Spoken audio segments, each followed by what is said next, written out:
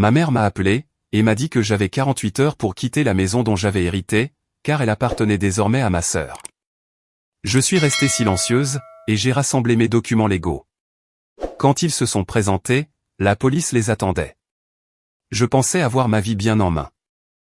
En tant qu'avocate accomplie à Boston, je ne m'attendais pas du tout à recevoir cet appel dévastateur de ma mère. Ces mots résonnent encore dans mes oreilles, « Tu as 48 heures pour sortir tes affaires. Cette maison est à ta sœur, maintenant. » La maison que ma grand-mère m'avait spécifiquement léguée, dans son testament. J'ai senti mon monde s'effondrer. Mais, au lieu de me disputer, je suis restée silencieuse. Ils n'avaient aucune idée de ce qui les attendait. Pour comprendre pourquoi cette trahison m'a blessé si profondément, vous devez connaître l'histoire de la maison, et ma relation avec ma grand-mère. La maison se situe dans une rue calme de la banlieue de Boston, avec sa véranda qui l'entoure, et ses volets bleus, que ma grand-mère Hélène et moi avons peints ensemble, quand j'avais 12 ans. Construite en 1920, elle possède encore ses parquets d'origine, un grand escalier sur lequel je glissais étant enfant, et une cuisine dotée d'une baie vitrée, qui donne sur un jardin explosant de fleurs chaque printemps. Mais, bien plus que sa beauté physique, cette maison représente le seul véritable foyer que j'ai jamais connu. Pendant que mes parents étaient occupés à gravir les échelons de l'entreprise, c'est ma grand-mère qui m'a élevé. Chaque été, et la plupart des week-ends, se passait dans cette maison, où l'odeur de sa tarte aux pommes remplissait la cuisine, et où le son de son rire résonnait dans les couloirs. Une femme doit savoir comment prendre soin d'elle-même, disait grand-mère Hélène, pendant qu'elle m'apprenait à réparer un robinet qui fuyait. Je me souviens de ses mains, usées mais fortes, guidant les miennes, alors qu'elle me montrait comment utiliser des outils que la plupart des filles de mon âge ne touchaient jamais. À l'âge de 15 ans, je savais changer un pneu, réparer des cloisons sèches, et préparer un repas de Thanksgiving complet, à partir de zéro. Le jardin était son sanctuaire, et elle en a fait le nôtre.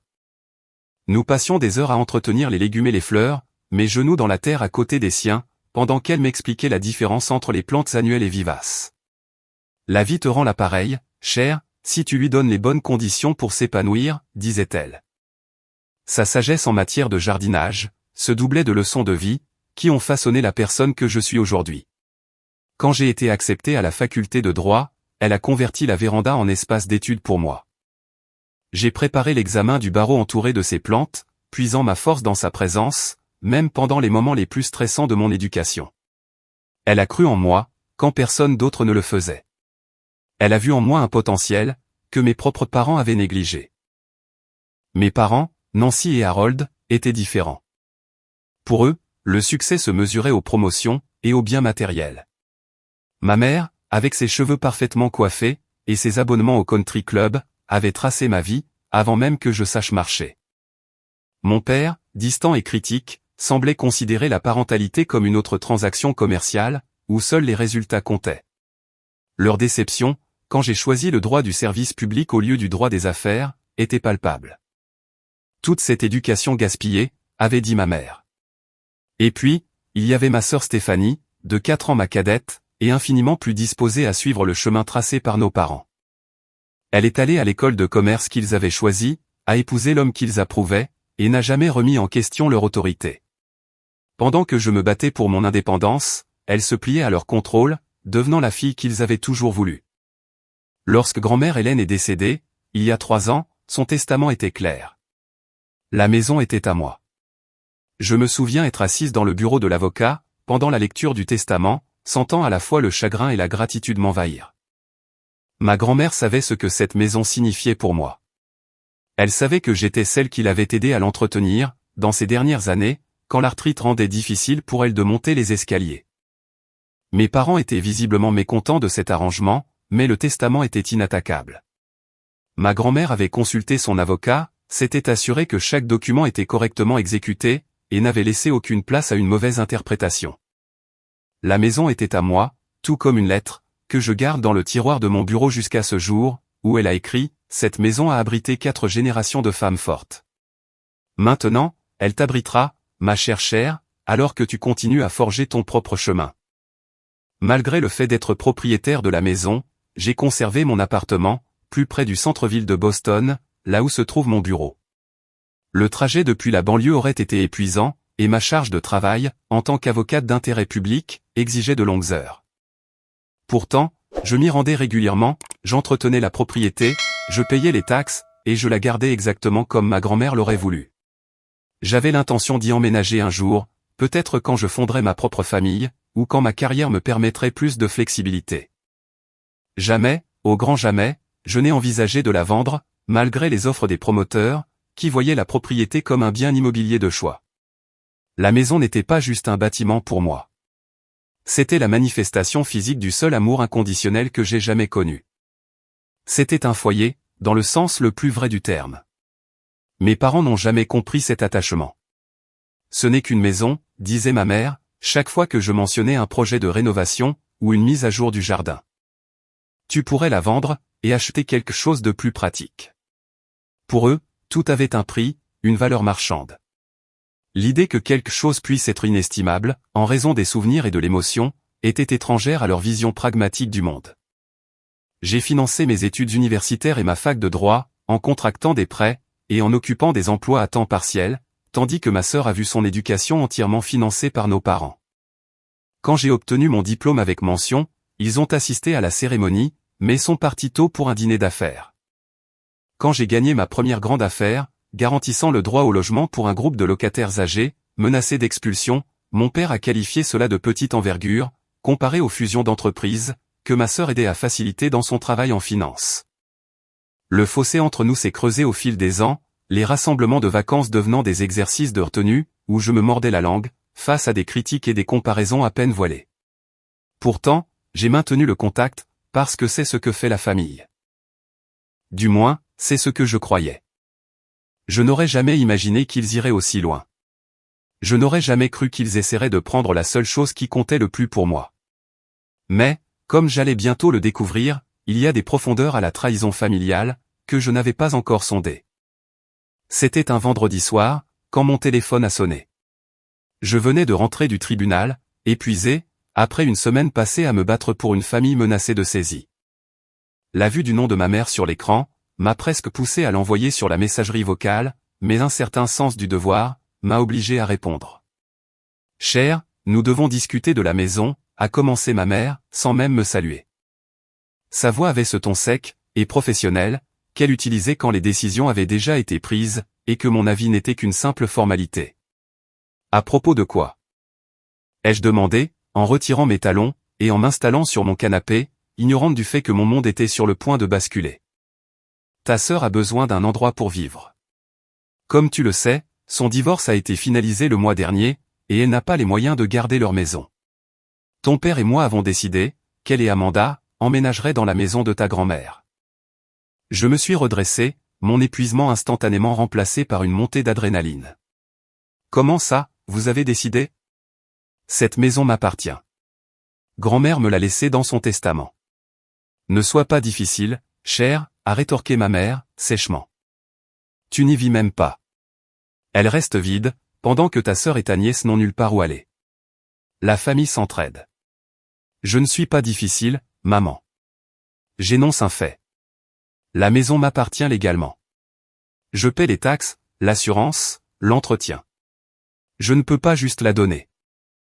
Nous ne te demandons pas de la donner, a-t-elle contré, la voix montant d'un cran. Nous te disons que la famille doit redistribuer les actifs, en fonction des besoins actuels. Stéphanie a un enfant à prendre en compte. Toi, qu'est-ce que tu as ? Une carrière qui te tient trop occupée, pour même utiliser la maison. L'insinuation que ma vie avait d'une certaine manière moins de valeur, parce que je n'avais pas d'enfant, m'a profondément blessé. Mais ce n'était rien de nouveau, venant de ma mère. J'ai pris une profonde inspiration, essayant de rester calme. Est-ce que Stéphanie a seulement cherché des appartements ? A-t-elle envisagé de prendre plus petit ? Il y a d'autres options, plutôt que de prendre ma maison. Ton père a déjà parlé avec Martin, a-t-elle dit, en faisant référence à notre avocat de famille. Il y a des clauses dans le testament de ta grand-mère, que nous pouvons contester. Des clauses concernant l'utilisation de la propriété comme résidence principale, ce que tu ne fais pas, c'était un mensonge. Je connaissais le testament par cœur, je l'avais lu de multiples fois, et il n'y avait aucune clause de ce genre. Ma grand-mère m'avait légué la maison sans aucune condition. Maman, ce n'est pas vrai. Le testament est clair. La maison est à moi, sans condition. Ne me dis pas ce qui est vrai et ce qui ne l'est pas, cher. Sa voix avait atteint ce ton strident, qui signalait la fin de toute discussion rationnelle. Tu as toujours été égoïste, pensant toujours à toi, au lieu de penser à la famille. Ta sœur a besoin de cette maison, pour elle et Amanda.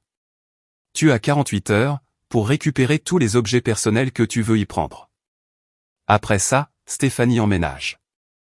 Avant que je ne puisse répondre, j'ai entendu la voix de mon père en arrière-plan.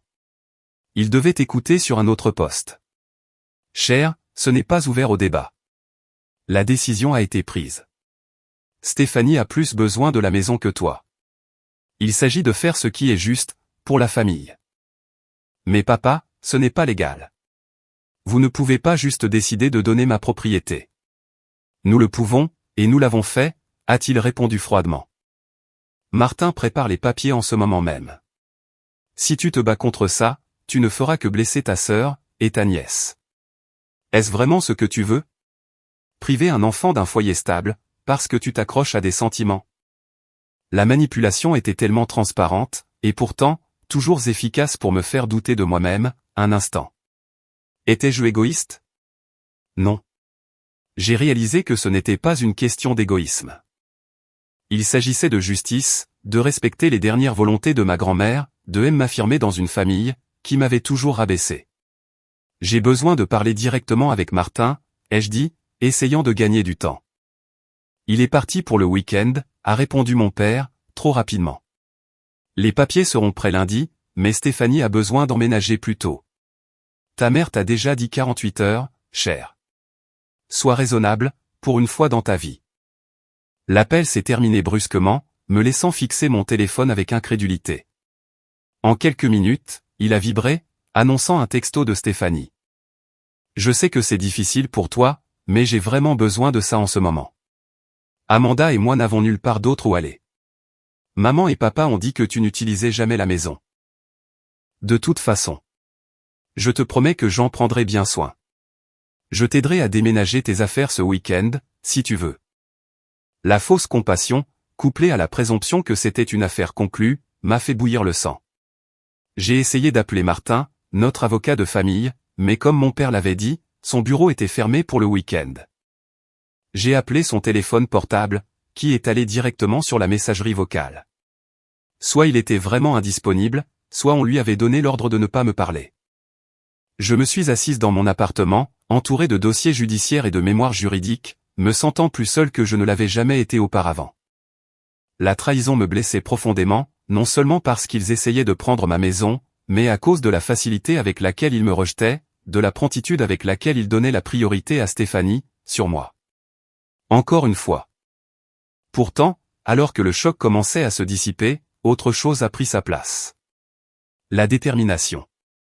J'étais avocate, pour l'amour de Dieu. Je m'étais spécialisée dans les droits au logement. Si quelqu'un devait savoir comment protéger sa propriété, c'était bien moi. Et à ce moment-là, j'ai décidé que je ne me laisserais pas faire, en silence. Je n'allais pas céder l'héritage de ma grand-mère, sans me battre. L'horloge tournait, 48 heures, mais ils n'avaient aucune idée de la personne à qui ils avaient affaire. En tant qu'avocate spécialisée dans les droits au logement, je savais exactement que ce que ma famille tentait de faire, était totalement illégal. Il n'y avait pas de zone grise ici, pas de faille juridique qu'ils pourraient exploiter. La maison était à moi, bel et bien, peu importe ce que mes parents prétendaient, à propos d'exigences de résidence inexistantes dans le testament. Je savais aussi que les affaires familiales pouvaient se compliquer rapidement, surtout quand les émotions, et les manipulations, étaient à leur comble. J'ai passé cette nuit-là, à la table de ma cuisine, mon ordinateur portable ouvert, passant en revue tous les documents liés à la maison, l'acte de propriété, le testament, les registres d'impôts fonciers, les polices d'assurance, tout. J'ai créé un dossier numérique, organisant toute la documentation de manière chronologique, construisant ce qui serait essentiellement mon dossier, si cela devait aller au tribunal, ce dont j'étais de plus en plus certaine. À minuit, j'ai envoyé un email à Jackie, une collègue spécialisée en droit des successions, lui expliquant la situation, et lui demandant son avis professionnel. À 1h du matin, elle avait répondu, confirmant ce que je savais déjà. Mes parents n'avaient aucun fondement légal sur lequel s'appuyer. Elle m'a également averti, que s'ils avaient un accès physique à la maison, et y installaient Stéphanie, cela pourrait créer une situation très compliquée, qui nécessiterait peut-être des procédures d'expulsion formelles pour être résolues. Ne les laisse pas mettre un pied dans la porte, m'a-t-elle écrit. J'ai hoché la tête pour moi-même, formulant déjà un plan. À 2 heures du matin, j'avais élaboré une stratégie complète, avec un calendrier minute par minute, pour les prochaines 48 heures.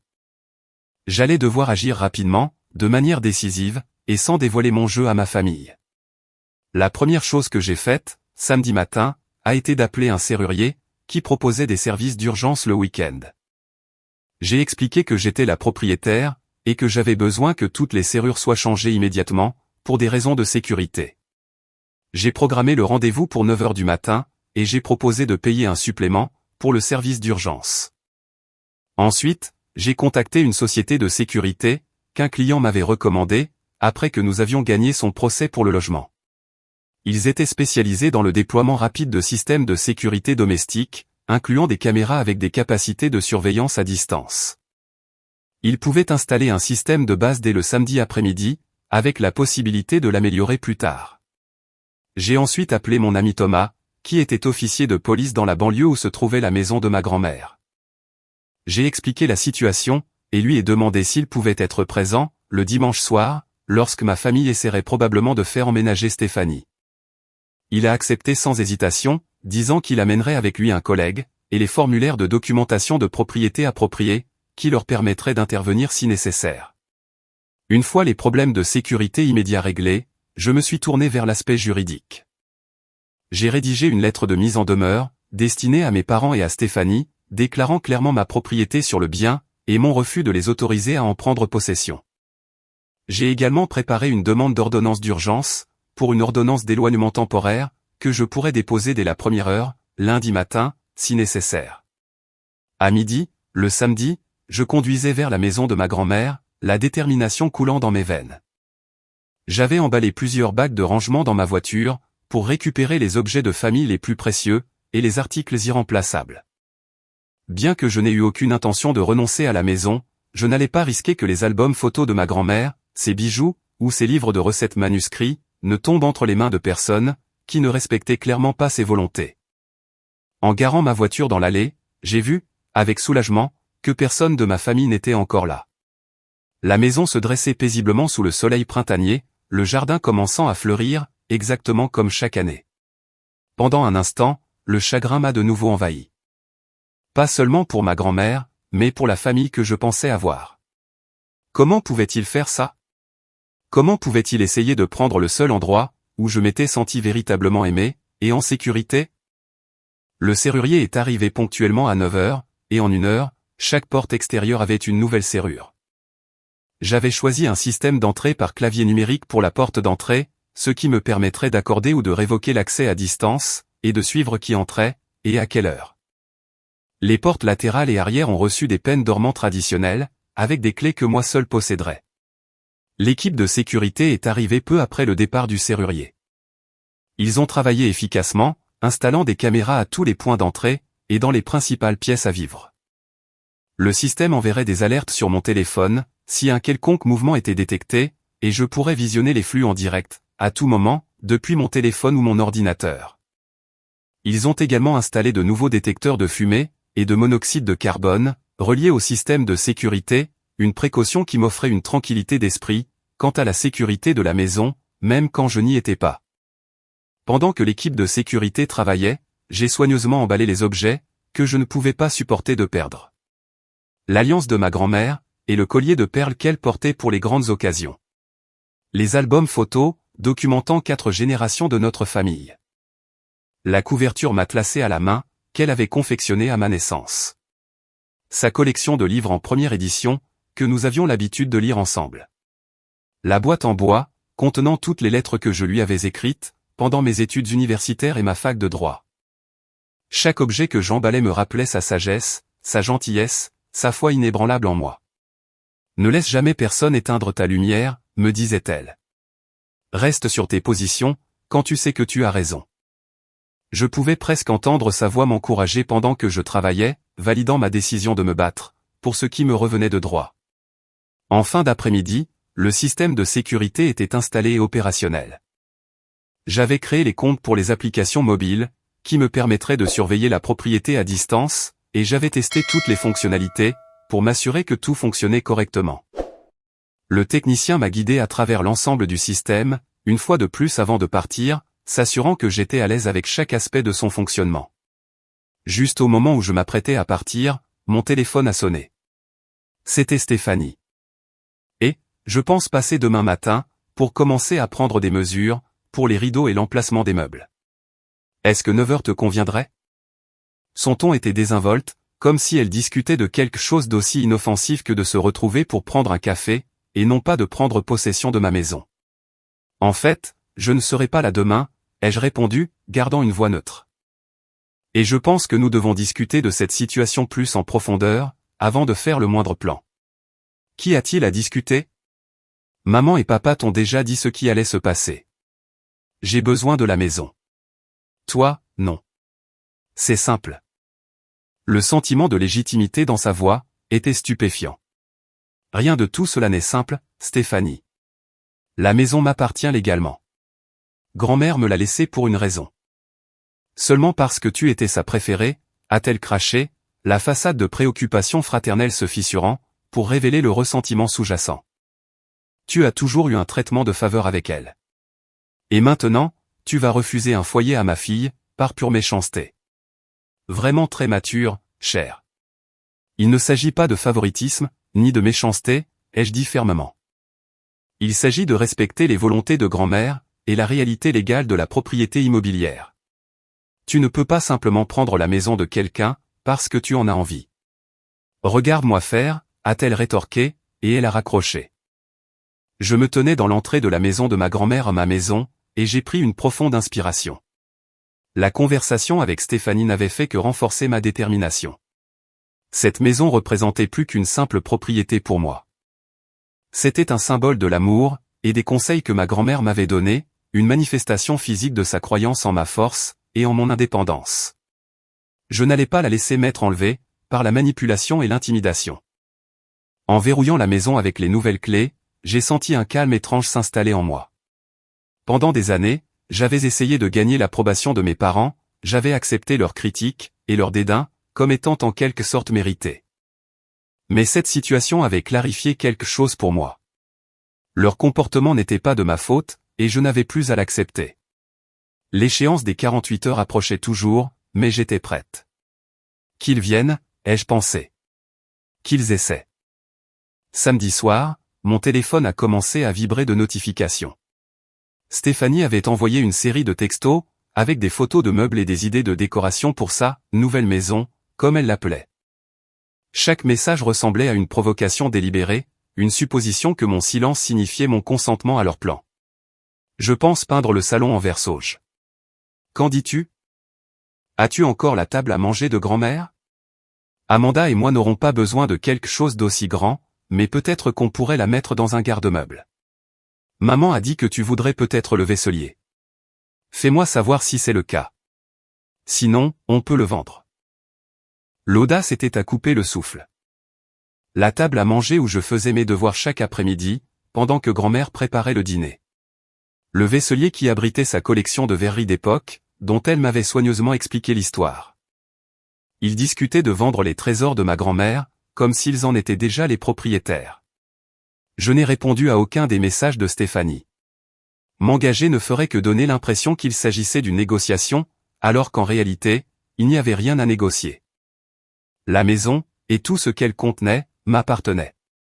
Vers 20 heures, ma mère a appelé. J'ai laissé sonner jusqu'à la messagerie, mais elle a rappelé immédiatement. À la 3e tentative, j'ai répondu.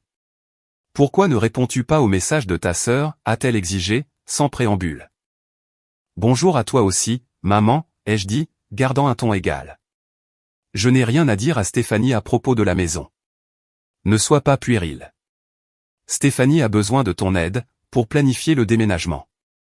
La moindre des choses que tu pourrais faire, c'est de coopérer. Il n'y aura pas de déménagement, maman. La maison est à moi. Je n'ai aucune intention de la donner à Stéphanie. Il y a eu un moment de silence, puis ma mère a ricané. Alors, tu vas te battre contre nous là-dessus, après tout ce que nous avons fait pour toi. L'ironie de sa déclaration était presque risible. Que avait-il fait pour moi, exactement?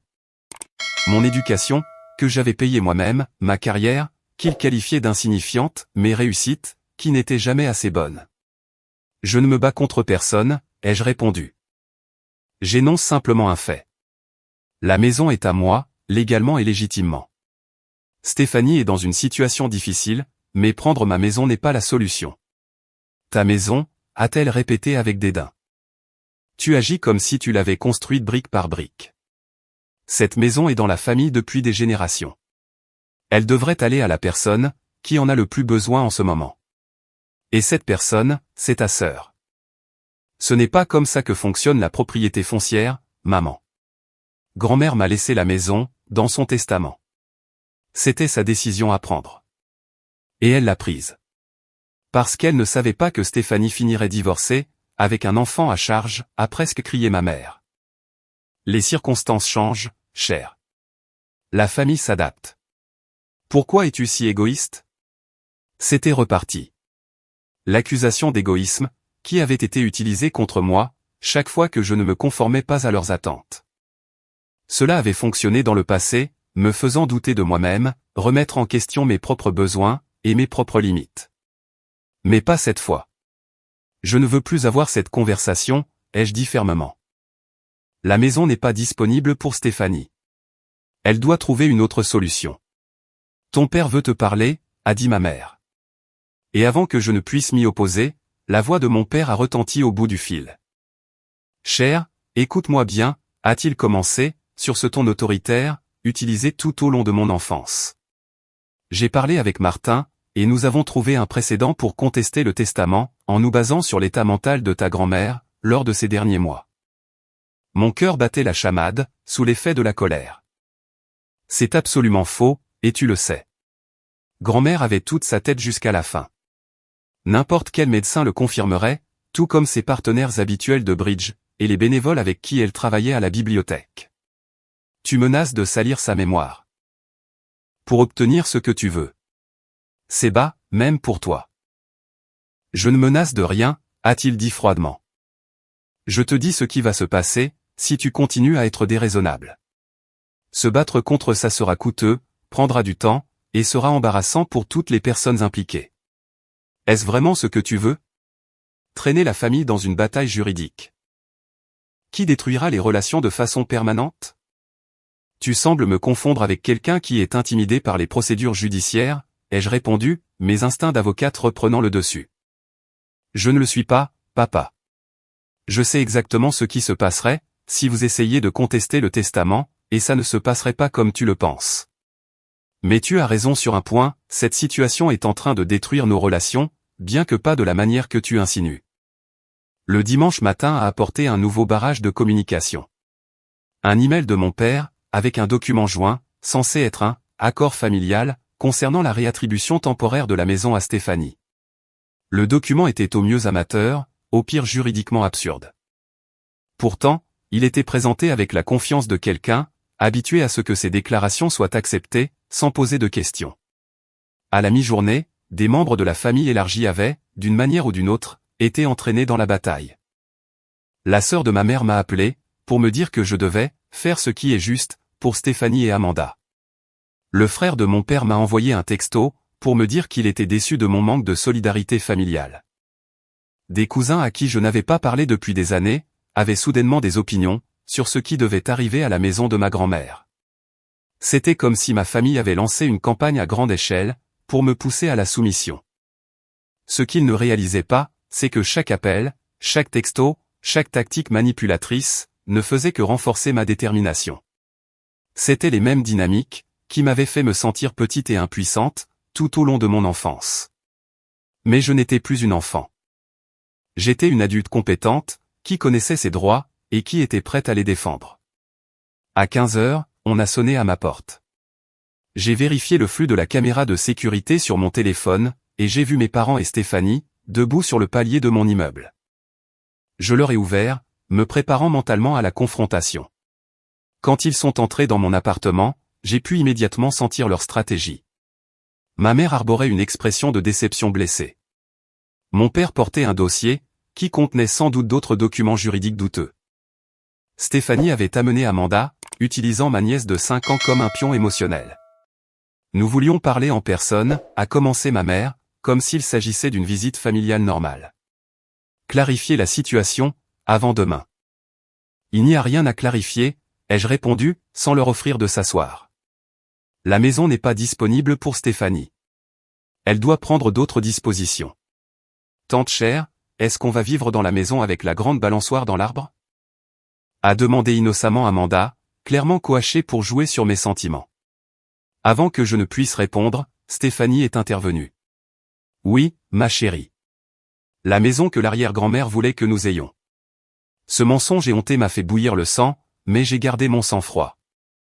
Amanda, ma chérie, est-ce que tu aimerais regarder quelque chose sur ma tablette, pendant que les adultes parlent?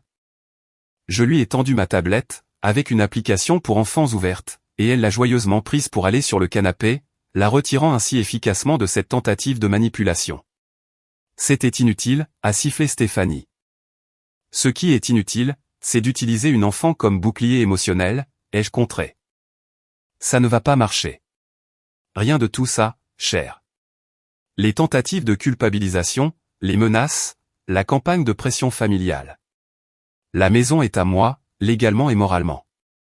Je ne me laisserai pas intimider, pour y renoncer. Nous ne t'intimidons pas, a insisté mon père, ouvrant son dossier. Nous essayons de trouver une solution raisonnable à une crise familiale. Stéphanie n'a nulle part où aller. Ce n'est tout simplement pas vrai, ai-je répondu. Elle a des options. Des appartements, des maisons plus petites, des locations temporaires. Boston offre des logements, dans toutes les tranches de prix. Tu t'entends parler, est intervenue ma mère. Suggérer que ta sœur et ta nièce vivent dans un appartement exigu, quand il y a une maison en parfait état, qui reste vide. Une maison qui m'appartient, ai-je souligné. Mon foyer, ma propriété, ma décision. Ton égoïsme est incroyable, a craché Stéphanie.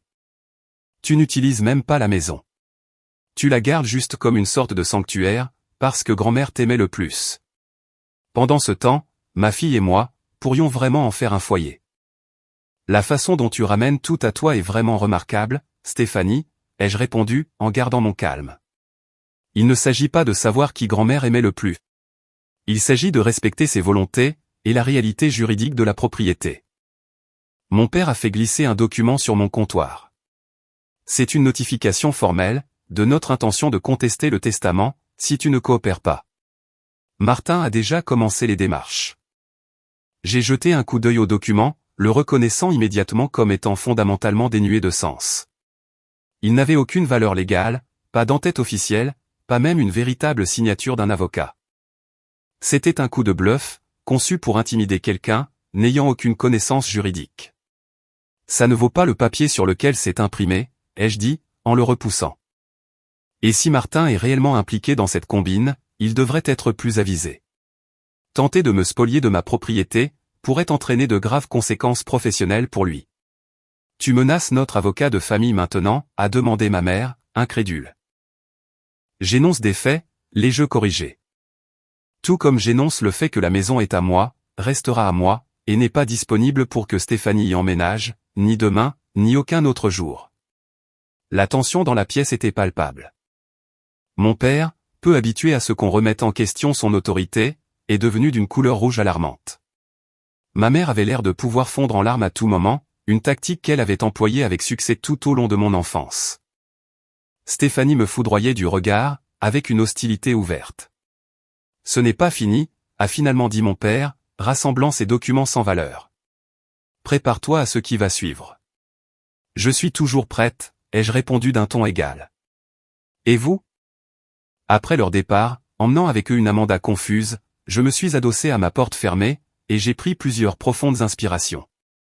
La confrontation avait été épuisante, mais clarifiante. Il n'y aurait pas de résolution pacifique, pas de discussion raisonnable. Ma famille était déterminée à prendre ce qui m'appartenait, par tous les moyens nécessaires, y compris la manipulation émotionnelle, et les fausses menaces juridiques. Les 24 dernières heures de leur délai arbitraire s'égrenaient, mais j'étais prête. La maison était sécurisée. La documentation juridique était en ordre, et j'avais des renforts en place. Le lendemain marquerait le point culminant de ce drame familial, et pour une fois, je n'allais pas être celle qui reculerait. Le lundi matin s'est levé clair et lumineux, un contraste frappant avec la tempête qui couvait au sein de ma famille. En me préparant pour la journée, j'ai vérifié les flux des caméras de sécurité sur mon téléphone. La maison était calme, intacte. Je savais que ça ne durerait pas. J'avais pris ma journée de congé, expliquant à mon superviseur que je devais faire face à un litige familial sur une propriété, qui nécessitait mon attention immédiate. En tant qu'avocate, qui n'avait jamais manqué un jour de travail pour des raisons personnelles, ma demande m'a été accordée sans poser de questions. À 9 heures, j'étais garé au bout de la rue de la maison de ma grand-mère, dans un endroit offrant une vue dégagée sur l'allée, mais où ma voiture ne serait pas immédiatement reconnaissable.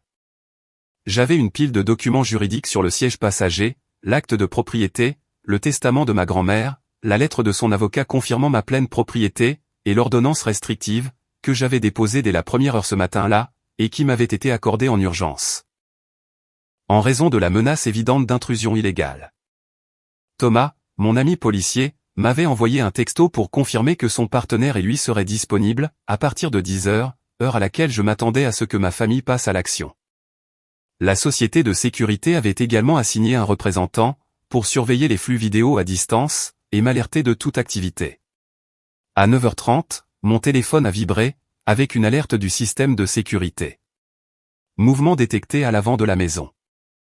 J'ai ouvert l'application, pour voir mon père marcher autour du périmètre, regardant par les fenêtres, testant les poignées de porte.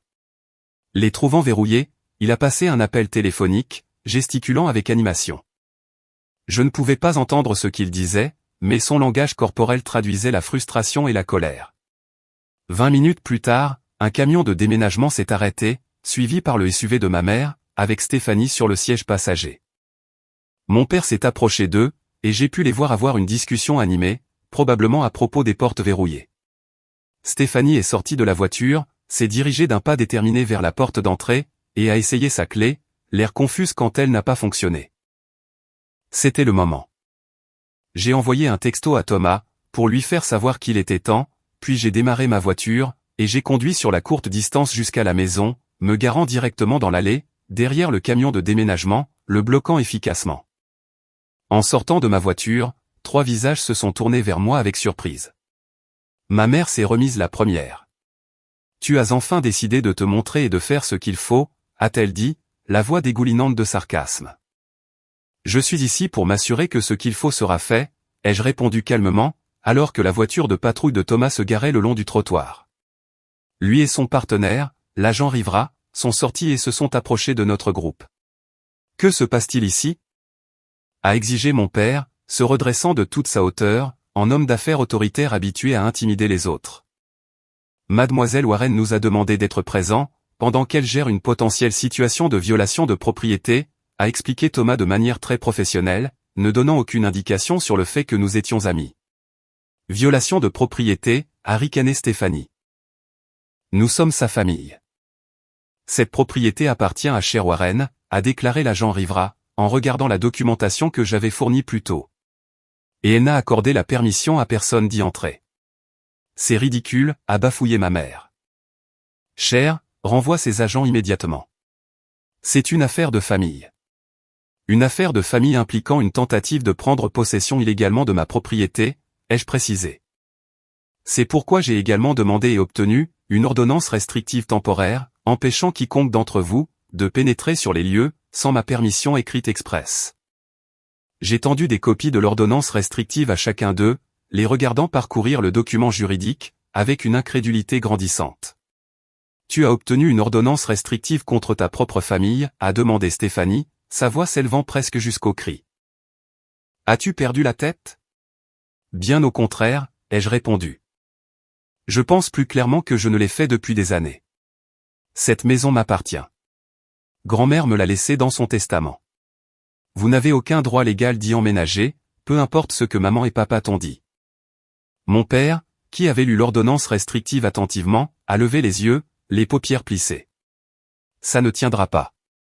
J'ai appelé Martin ce matin, et il prépare les documents pour contester le testament. Vraiment, ai-je demandé, en sortant mon téléphone. C'est intéressant, parce que j'ai parlé avec Martin moi-même, il y a 1 heure. Voudrais-tu entendre ce qu'il avait à dire?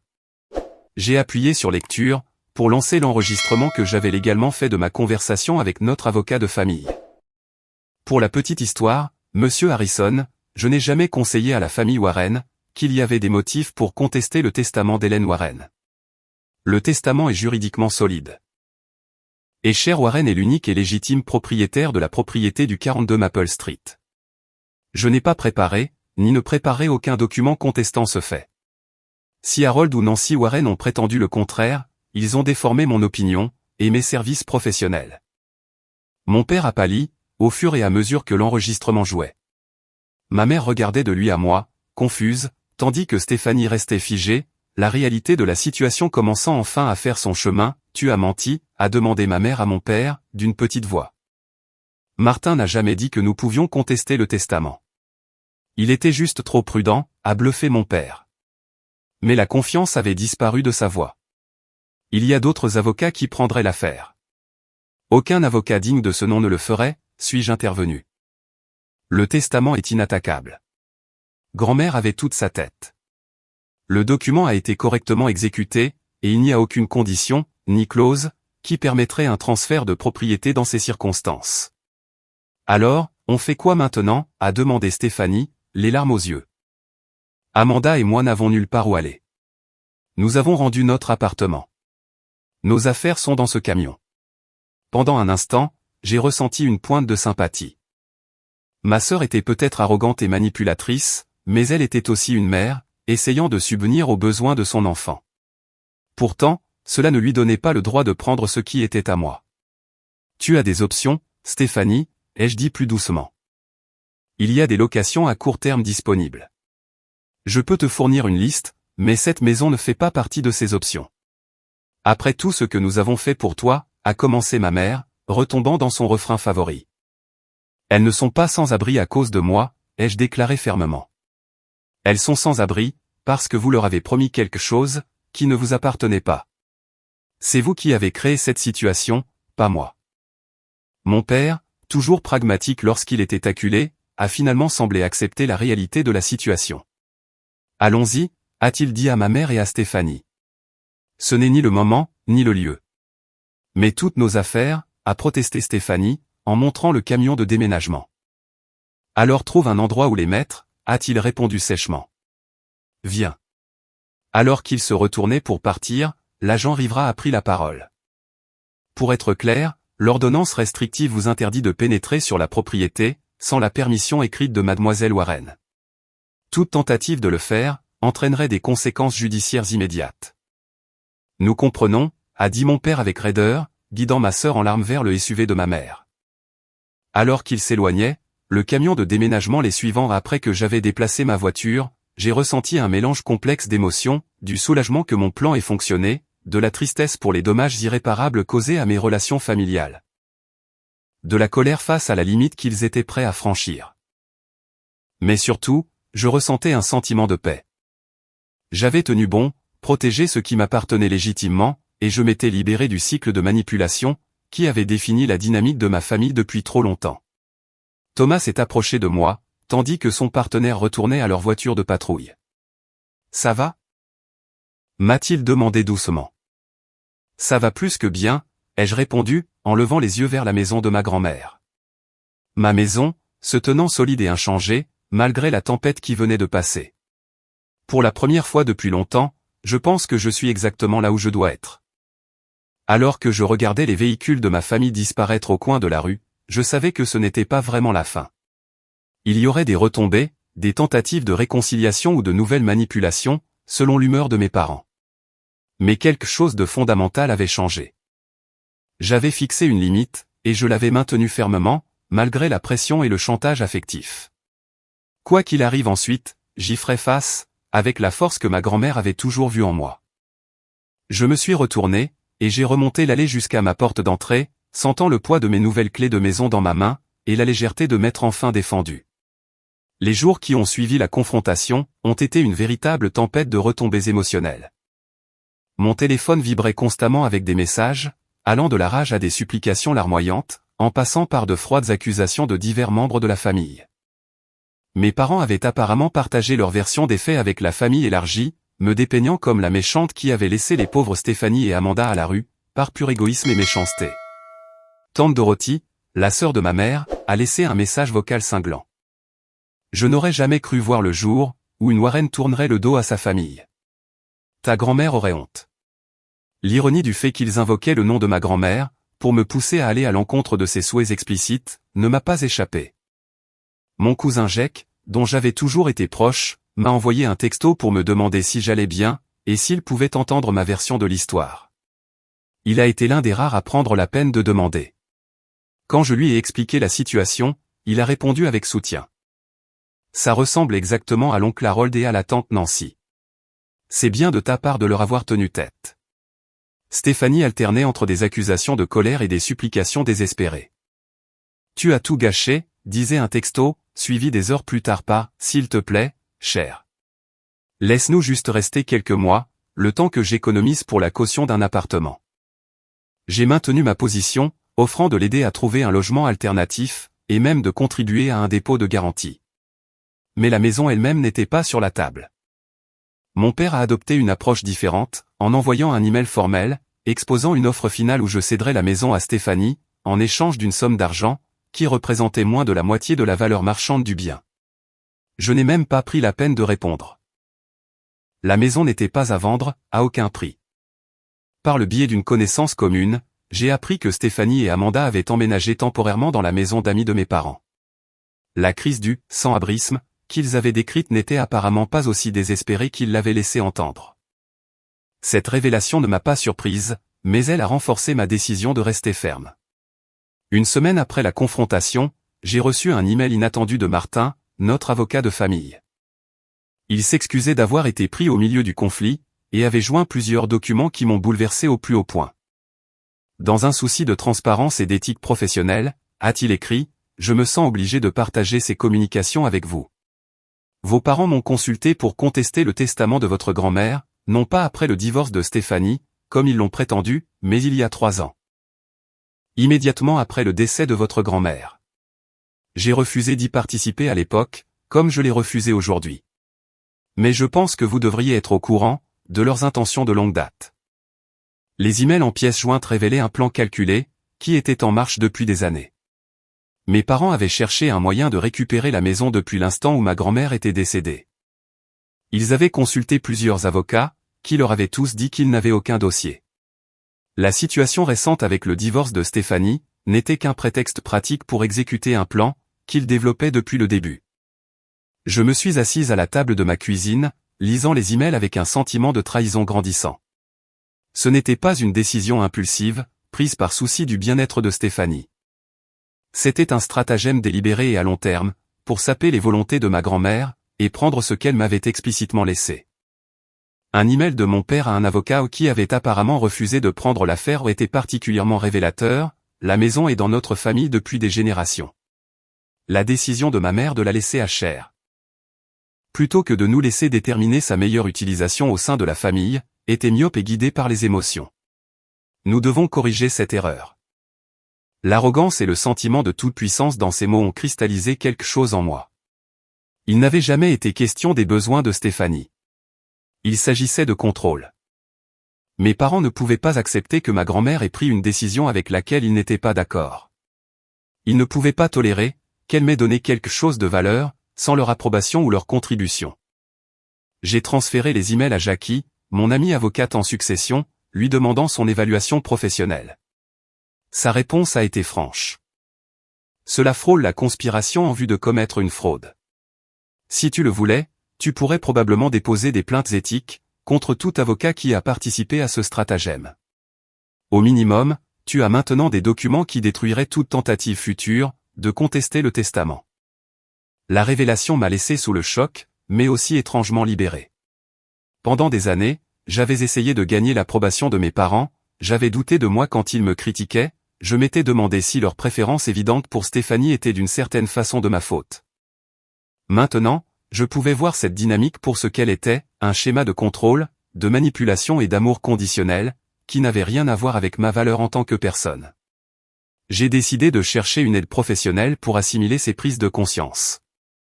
La thérapeute que j'ai trouvée, spécialisée dans les traumatismes familiaux, m'a aidé à voir les schémas qui avaient façonné nos dynamiques familiales depuis des décennies. Elle m'a fait découvrir des concepts tels que l'enfant favori et le bouc émissaire, les systèmes familiaux narcissiques et la manipulation psychologique, le gaslighting, qui mettaient des mots sur des expériences que j'avais vécues, mais jamais totalement comprises. Votre grand-mère semble avoir été la seule influence saine dans votre vie, a-t-elle observé lors d'une séance. Elle a reconnu votre valeur, et a voulu vous protéger, en vous donnant quelque chose qui ne pouvait pas vous être enlevé. En défendant son don, vous honorez non seulement ses souhaits, mais aussi l'amour sain qu'elle représentait. Ces mots ont résonné profondément. Ma grand-mère avait été différente de mes parents, sur tous les plans importants. Là où ils étaient critiques, elle me soutenait. Là où ils retenaient leur approbation, elle donnait son amour librement. Là où ils me voyaient comme un reflet d'eux-mêmes, elle me voyait comme un individu, avec mon propre chemin à suivre. Au fil des semaines, le flot de communication de ma famille a progressivement ralenti. Ma mère a tenté une stratégie différente, m'appelant pour m'inviter de façon désinvolte, au dîner du dimanche, comme si de rien n'était. Nous avons tous été sous pression, a-t-elle dit. Laissons cette histoire désagréable derrière nous, et allons de l'avant en tant que famille. J'ai décliné l'invitation. Je ne suis pas prête pour ça, lui ai-je dit. Honnêtement, ce qui s'est passé n'était pas un simple malentendu, ou un moment de stress. C'était une tentative calculée, de prendre quelque chose qui m'appartient de droit, et j'ai besoin de temps, pour digérer cette trahison. Tu as toujours été tellement dramatique, a-t-elle soupiré, retombant dans son habituel rejet de mes sentiments. Les désaccords familiaux arrivent. Tu dois apprendre à pardonner et à oublier. Ce n'était pas un désaccord, maman. C'était une campagne organisée pour me spolier de ma propriété, complète avec mensonges, manipulation et chantage affectif. Ce n'est pas quelque chose que je peux juste oublier, autour du rôti du dimanche. La conversation s'est mal terminée, mais je me suis sentie plus forte d'avoir maintenu mes limites. Dans le passé, j'aurais capitulé, j'aurais accepté de passer à autre chose sans résolution, j'aurais accepté leur version de la réalité au détriment de ma propre expérience. Plus maintenant. Pendant ce temps, j'ai commencé à passer plus de temps dans la maison de ma grand-mère. Ma maison. J'ai vidé la chambre d'amis que j'utilisais adolescente, et j'ai commencé à y passer plusieurs nuits par semaine. Le trajet jusqu'à mon bureau était plus long, mais la paix que je ressentais entre ces murs valait largement ce temps de trajet supplémentaire. J'entretenais le jardin comme ma grand-mère me l'avait appris, regardant avec satisfaction les plantes vivaces qu'elle avait plantées des années auparavant, percées à travers le sol, dans leur éternel cycle de renouveau.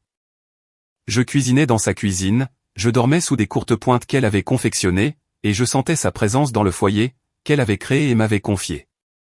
Parfois, je m'asseyais sur la balançoire de la véranda, et j'essayais d'imaginer ce qu'elle dirait de la situation. Je pouvais presque entendre sa voix. « Tu as tenu bon, cher.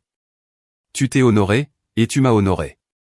C'est tout ce que j'ai toujours voulu pour toi. » Dans ces moments-là, malgré la rupture familiale, et les révélations douloureuses, je ressentais un sentiment de paix qui m'échappait depuis des années. La maison était plus qu'une simple propriété. C'était un sanctuaire, où je pouvais enfin être fidèle à moi-même, libéré des miroirs déformants que ma famille m'avait toujours tendus. Le voyage n'était pas terminé. Il y aurait d'autres confrontations, d'autres tentatives de manipulation, d'autres réalisations douloureuses concernant la dynamique de ma famille. Mais pour la première fois, je me sentais équipé pour les affronter selon mes propres termes, ancré dans la vérité de qui j'étais, et de ce que je méritais. Alors que le printemps laissait place à l'été, j'ai regardé le jardin de ma grand-mère s'épanouir dans des couleurs vibrantes. La vie continue, ai-je pensé, même après que les tempêtes ont essayé de la déraciner. Tout comme les plantes vivaces qu'elle aimait, moi aussi, je trouvais mon chemin de retour vers la lumière. 6 mois se sont écoulés, les saisons ont changé, et avec elles, ma vie s'est transformée, d'une manière que je n'aurais jamais pu anticiper. La maison victorienne qui avait été le centre de tant de conflits, était maintenant vraiment mon foyer. Après mûre réflexion, j'avais décidé de vendre mon appartement du centre-ville, et de m'installer définitivement dans la maison de ma grand-mère. Le long trajet était un petit prix à payer, pour me réveiller chaque matin entouré par les souvenirs de la femme, qui m'avait montré ce qu'était l'amour inconditionnel. Les premières semaines après la confrontation avaient été les plus dures. Le silence de ma famille était assourdissant, ponctué seulement de messages occasionnels, tentant de me culpabiliser, ou de minimiser ce qui s'était passé, ne pouvons-nous pas mettre ça derrière nous? Tu déchires la famille pour des briques et du mortier. Chaque message confortait ma décision de maintenir la distance. Au début, la solitude était douloureuse. Malgré les dysfonctionnements, ils étaient toujours ma famille, et leur absence laissait un vide qui résonnait, à travers les pièces de la maison. Il y a eu des moments où j'ai remis en question ma décision, me demandant si je n'avais pas été trop dur, trop inflexible. Dans ces moments de doute, je relisais la lettre de ma grand-mère, me rappelant sa sagesse et sa foi en moi. Cette maison a abrité 4 générations de femmes fortes. Maintenant, elle t'abritera, ma chère, alors que tu continues à forger ton propre chemin. Lentement, j'ai commencé à guérir. Les séances de thérapie ont continué, m'aidant à démêler la toile complexe des dynamiques familiales, qui m'avaient façonné. J'ai appris à reconnaître les schémas de manipulation, et de détournement cognitif, qui m'avaient fait douter de mes propres perceptions pendant tant d'années. J'ai commencé à comprendre que le problème n'avait jamais été moi ou mes réussites, mes choix, ma personnalité mais plutôt l'incapacité de mes parents à me voir, comme étant séparés de leurs propres attentes et désirs. À mesure que je progressais à travers ces prises de conscience, j'ai canalisé mon énergie pour me réapproprier la maison. J'ai peint la véranda d'un jaune chaud, qui illuminait même les matins d'hiver les plus gris. J'ai refait les parquets, qui étaient cachés sous des moquettes depuis des décennies. J'ai modernisé la cuisine, tout en préservant soigneusement les éléments vintage que ma grand-mère avait aimés. Chaque changement était un choix délibéré, une affirmation que cet espace était le mien, à modeler selon ma propre vision. Le jardin est devenu mon sanctuaire, tout comme il l'avait été pour ma grand-mère. En suivant son journal de jardinage méticuleusement tenu, j'ai planté les mêmes variétés qu'elle aimait, en y ajoutant quelques choix de mon cru. Il y avait quelque chose de profondément thérapeutique à travailler la terre, à regarder les graines se transformer en fleurs, à être témoin des cycles de croissance et de repos, qui reflétaient mon propre parcours. Progressivement, j'ai commencé à bâtir une communauté autour de moi. Les voisins qui avaient connu ma grand-mère m'ont accueilli, avec des plats cuisinés, et des conseils de jardinage. J'ai invité des collègues de travail pour des dîners dans la salle à manger, où je faisais autrefois mes devoirs. J'ai rejoint la société d'histoire locale où ma grand-mère avait été active, aidant à préserver les histoires et les bâtiments qui rendaient notre quartier spécial. Et plus significativement, j'ai créé un petit fonds de bourse d'études au nom de ma grand-mère, destiné aux étudiants en droit qui, comme moi, venaient de milieux familiaux difficiles. La bourse de résilience Hélène Warren ne changerait pas le monde, mais elle pourrait changer la vie d'un étudiant, en lui offrant le soutien, et la conviction, que ma grand-mère m'avait donné. 3 mois après la confrontation, j'ai reçu une lettre de Stéphanie. Contrairement aux textos exigeants et aux accès d'émotion, qui avaient caractérisé nos précédentes communications, cette lettre était réfléchie, presque humble. « Je te dois des excuses », a-t-elle écrit. J'étais tellement absorbé par mes propres problèmes, que je ne me suis jamais arrêté pour considérer ce que la maison signifiait pour toi, ni que ce que maman et papa me demandaient de faire, était mal. Depuis que tout s'est passé, j'ai beaucoup réfléchi à notre famille. Et à la façon dont nous t'avons toujours traité. Ce n'était pas juste, et je suis désolé pour la part que j'y ai prise. Elle continuait en m'expliquant qu'elle avait trouvé un appartement qu'elle pouvait se permettre, qu'Amanda et elle s'installaient bien, et qu'elle travaillait avec son propre thérapeute pour comprendre les schémas familiaux, qu'elle avait perpétués. Je ne te demande pas pardon, a-t-elle conclu, je te fais juste savoir que le fait de te voir te défendre, m'a fait voir les choses différemment. J'ai lu la lettre plusieurs fois, laissant les mots s'imprégner en moi. Ce n'était pas une réconciliation magique, mais c'était un début, une petite reconnaissance de vérité, qui avait été niée depuis trop longtemps. Je lui ai répondu en la remerciant pour ses excuses, et en lui souhaitant bonne chance dans son nouveau foyer. Nous n'étions pas prêts à reconstruire notre relation, mais peut-être qu'un jour, nous pourrions créer quelque chose de nouveau, quelque chose de plus sain que ce qui avait précédé. Pour mes parents, c'était une autre histoire. Mon père avait fait une ultime tentative d'intimidation, envoyant une lettre recommandée, menaçant de poursuites judiciaires, si je ne restituais pas la maison à la famille. Ma réponse, rédigée avec l'aide de Jackie, avait été brève et dévastatrice, incluant des copies des emails que Martin m'avait fournis, prouvant leurs intentions de longue date de me spolier. Il n'y a eu aucune autre communication de sa part. Ma mère envoyait occasionnellement des cartes pour les fêtes ou mon anniversaire, sans jamais faire allusion au conflit, agissant comme si nous étions simplement des personnes occupées, qui n'avaient pas trouvé le temps de se connecter. Je renvoyais les cadeaux qu'elle envoyait, mais je gardais les cartes dans une boîte, incapable de les jeter, mais tout aussi incapable de faire semblant que son déni désinvolte de la réalité était acceptable. La leçon la plus dure avait été d'accepter que la famille ne signifie pas toujours un amour ou un soutien inconditionnel. Parfois, les relations familiales sont les plus conditionnelles de toutes, exigeant conformité et soumission en échange d'une appartenance. Reconnaître cette vérité avait été douloureux, mais finalement libérateur. Je pouvais arrêter d'essayer de gagner une approbation qui ne serait jamais donnée librement. Arrêter de me contorsionner, pour répondre à des attentes qui n'avaient jamais été conçues pour mon bonheur. À la place, je me suis concentré sur la construction de liens basés sur le respect mutuel, et une affection sincère. Les amis qui m'avaient soutenu pendant la crise, les collègues qui avaient couvert mes dossiers pendant mon absence, les voisins qui m'avaient accueilli à bras ouverts. Ce sont ces personnes, qui ont formé ma famille de cœur. Désormais liés non par le sang, mais par le choix et des valeurs partagées. 6 mois jour pour jour après la confrontation, j'ai organisé une garden party. Les pivoines étaient en pleine floraison. Le temps était parfait, et la maison n'avait jamais été aussi belle. Alors que je regardais mes invités profiter de l'espace, riant et parlant parmi les fleurs que ma grand-mère avait plantées, j'ai ressenti sa présence fortement, comme si elle était là, approuvant de la tête. Plus tard, alors que le crépuscule tombait, et que le dernier invité partait, je me suis assis seul sur la balançoire du porche, écoutant les grincements familiers de la vieille maison, qui s'installait pour la nuit. La douleur n'avait pas complètement disparu. Le chagrin pour les relations familiales que j'avais perdues ou peut-être, que je n'avais jamais vraiment eu ferait toujours partie de moi. Mais, à côté de cela, se trouvait un profond sentiment de paix, celui d'avoir honoré à la fois l'héritage de ma grand-mère, et ma propre valeur. La maison se dressait solidement autour de moi, m'abritant tout comme elle avait abrité des générations de femmes, avant moi. En la protégeant, j'avais appris à me protéger moi-même également, à établir des limites qui préservent ma dignité et ma tranquillité d'esprit. En me battant pour ce qui m'appartenait de droit, j'avais découvert des forces que je ne me connaissais pas.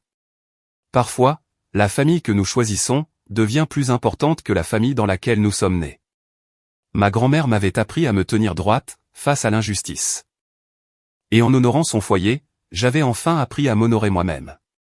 Avez-vous déjà eu à tenir tête à des membres de votre famille, qui essayaient de profiter de vous? Partagez votre histoire dans les commentaires, ci-dessous.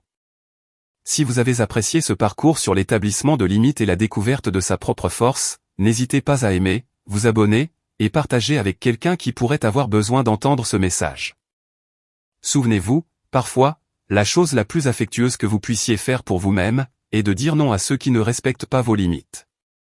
Merci de votre écoute, et puissiez-vous trouver le courage de protéger ce qui compte le plus pour vous.